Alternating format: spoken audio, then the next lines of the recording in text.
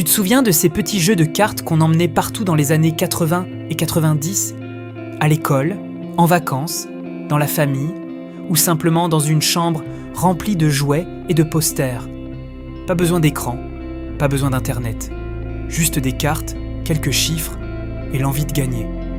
Aujourd'hui, dans la bulle d'antan, on va replonger dans un objet que beaucoup ont oublié, les jeux d'atouts. Et cette fois, je vais même vous montrer plusieurs vrais jeux que j'ai conservés. Le concept était ultra simple. Chaque carte représentait un véhicule, un avion, un camion, une machine de guerre ou une voiture impressionnante.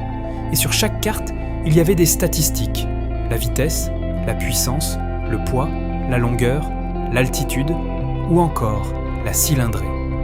Le joueur choisissait une catégorie. Et celui qui avait le chiffre le plus fort remportait les cartes. Simple, mais terriblement efficace. Ce qui était génial avec ces jeux, c'est qu'on avait tous une carte favorite.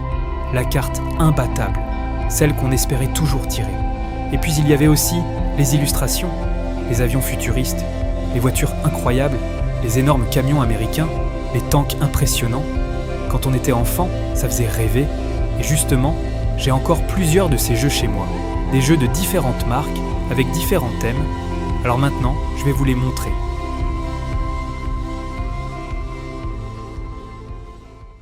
Le premier, c'est Géant de l'air. Et rien que la boîte nous replonge immédiatement dans cette époque. Les énormes avions, les records de taille, la vitesse, la puissance. Quand on était enfant, on avait l'impression que ces machines venaient du futur. C'était le genre de jeu où on apprenait presque des choses sans s'en rendre compte. Ensuite, il y a Superjet NASA. Alors celui-là, il a vraiment un côté années 80. Les avions expérimentaux, le style futuriste, les illustrations. On sent clairement l'époque fascinée par l'aviation et l'espace.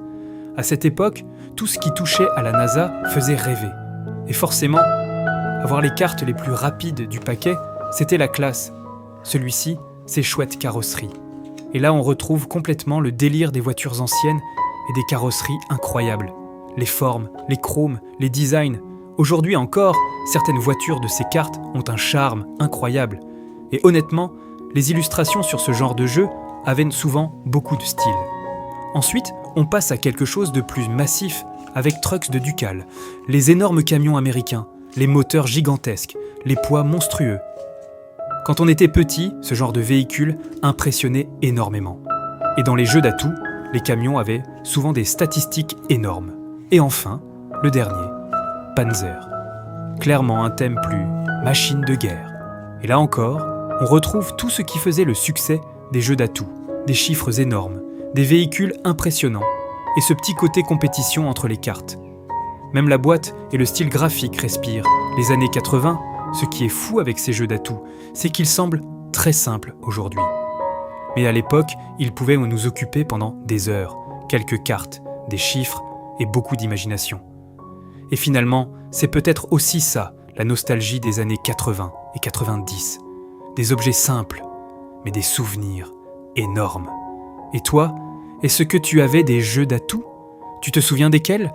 Dis-le en commentaire, parce que je suis sûr que beaucoup de gens ont complètement oublié ces petits jeux.